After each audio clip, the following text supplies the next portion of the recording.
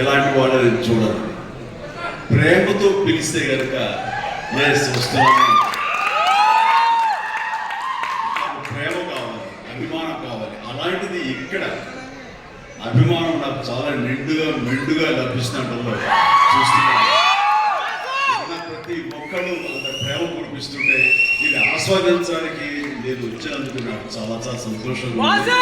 And ఈ రోజున మీతో కూడా షేర్ చేసుకోవడం అండ్ ఇక్కడ మీరు ఇంత ఉత్సాహంగా వచ్చి ఈ ఫంక్షన్ని ఇంత వైబ్రెంట్గా ఇంత ఉత్సాహంగా ఇది జరగాలి కాబట్టి మీ అందరికీ కూడా నా మనస్ఫూర్తిగా నా సంతోషాన్ని అభినందనలు తెలియజేస్తున్నాను.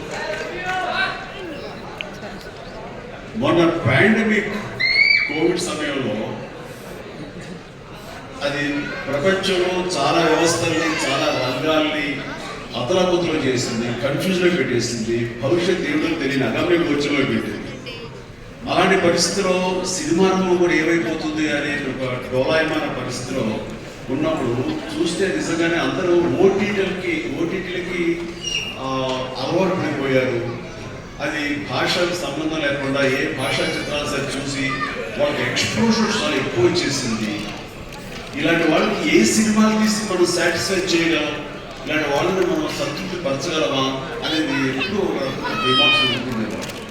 ఆ తర్వాత అలవాటు అయిపోయిన జనాలు ఇళ్లలో ఓటీటీలో సినిమాలు చూడడం అలవాటు అయిన తర్వాత వాళ్ళ థియేటర్ రక్షించడం చాలా కష్టం అండి. అన్లెస్ అది ఏదైనా ఈవెంట్ ఫిల్మ్స్ కానీ, బిగ్ హీరో ఫిల్మ్స్ కానీ, హై బడ్జెట్ ఫిల్మ్స్ కానీ థియేటర్లోనే ఆ సినిమా చూడాలి, ఆ ఎక్స్పీరియన్స్ పొందాలి అనుకునే సినిమాలు తప్ప చిన్న చిత్ర సినిమాలకి రావడం చాలా కష్టం అన్నట్టు. ఇదేమి కష్టకాలం మనకి ఇండస్ట్రీకి. సినిమా ఇండస్ట్రీ ఏమైపోతుంది, ఒక 5-6 పెద్ద సినిమాలు ఆడినంత మాత్రాన అది సినిమా ఇండస్ట్రీ ఓహో అంటూ కాదు. చిన్న సినిమాలు, చిత్ర సినిమాలు, అన్ని సినిమాలు ఇక్కడ ఎంతో ఉత్సాహంగా జరుపుకోవాలి. షూటింగ్లు ఎంతో మందికి ఉపాధి కల్పించాలి, ప్రతి ఒక్కరు కళకళలాడుతూ ఉండాలి. ఆ చిన్న సినిమాలని ఏవైనా అన్ని కూడా ఆడాలి, అప్పుడే పరిశ్రమ సజావుగా కొనసాగుతుంటుంది అని అనుకునే మాలాంటి వాళ్ళకి అలా కూర్చొని నాకు ఒక రకమైనటువంటి చిన్న పెరుగు వచ్చింది. ఏ సినిమాలు చేయాలి, ఎలాంటి సినిమాలు చేసి రాణించాలి. కానీ అవన్నీ కూడా కరెక్ట్ కాదు. ప్రేక్షకుల్లో ఎప్పుడు తప్పుడదు. ఏదో తప్పు సినిమాలు ఆడలేదు రాణించదంటే అది ఏదో స్టేజ్ మీద మా అందరి తప్పే తప్ప అది ప్రేక్షకుల తప్పు కానే కాదు.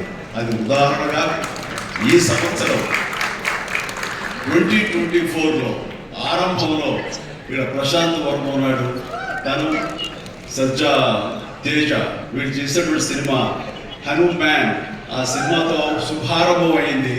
ఆ సినిమాని అనూహ్యంగా లోకల్ అనుకున్నారు, కానీ ఆంధ్ర తెలుగు సినిమా కాదు, అది ఆల్ ఇండియా సినిమా అయిపోయింది. అక్కడి నుంచి ప్రారంభమైనటువంటి ఈ ఆదరణ, చిన్న సినిమాల పట్ల ఆదరణ, చిన్న సినిమాలు అనుకున్నవి, లో బడ్జెట్ అనుకున్నవి తీసే సినిమాల్ని హై బడ్జెట్ సినిమాల్ని పెద్ద సినిమాలుగా మార్చారు మన తెలుగు ప్రేక్షకులు.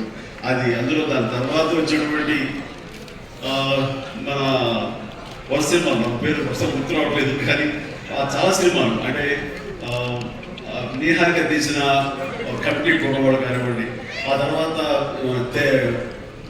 సిద్ధు జొల్లగడ్డ చేసినటువంటి టిల్లు సినిమా కానివ్వండి, ఆ తర్వాత ఆయ్ అనే సినిమా, ఇట్లా ఒకటేంటి చాలా సినిమాలు వరుసగా హిట్ అవుతూ ఒక సమ్మర్ మాత్రం అంత మంచి సీజన్ ఈ సినిమాలు లేకుండా చూస్తున్నాం. అది మన యొక్క జాప్యంలో జరిగేటువంటి పొరపడే తప్ప ఆ తర్వాత మళ్ళీ చూస్తే కనుక మన దీపావళికి అమరన్ కానీ, కానీ, ఆ తర్వాత లక్కీ భాస్కర్ కానీ ఇవన్నీ కూడా ఎంత ఆదరణ పొందినాయి అంటే అంతా ఇంత. వీటి వెనకాల ఎవరు పెద్ద డైరెక్టర్స్ ఎవరు లేరు, పెద్ద యాక్టర్లు ఎవరు లేరు. ఇది కోట్లు ఖర్చు పెట్టి తీసుకెళ్ళి కావు. బట్ కంటెంట్ అన్నది ఈ రోజున మన ఆయువు పట్టు. ఆ కంటెంట్ బాగుండాలి, సినిమాలో ఎంటర్టైన్మెంట్ పొందగలగాలి, వాళ్ళు ఇవ్వగలగాలి. మనం అది ఆస్వాదించడానికి ఎప్పుడు ప్రేక్షకులు రెడీగా ఉంటారు. అది అందుకనే అంటారు, ఏదైనా సినిమాలు ఆడవు, ఇక ఓటీటీకి అలవాటు పడిపోయారు, థియేటర్స్ రావడం అది కష్టం అనేది మాత్రం అవాస్తవం. ఈ రోజున ఈ మొన్న ఈ సినిమా వరుసలో మన సత్య ఇందులో ఉన్నాడు. సత్య చేసినటువంటి అలాగే మన కీరవాణి గారి అబ్బాయి చేసిన శ్రీ మత్తు వదలనట్టు ఎంత బాగుంది సినిమా, ఎంత సరదాగా ఉంది, రాత్రి చాలా బాగుంది. ఇవన్నీ కూడా నేనే ఉత్సాహంగా సినిమా 2 సార్లు చూశాను. సినిమా ఇట్లాగా సినిమా బాగుంటే థియేటర్స్కి వస్తారు, చూస్తారు.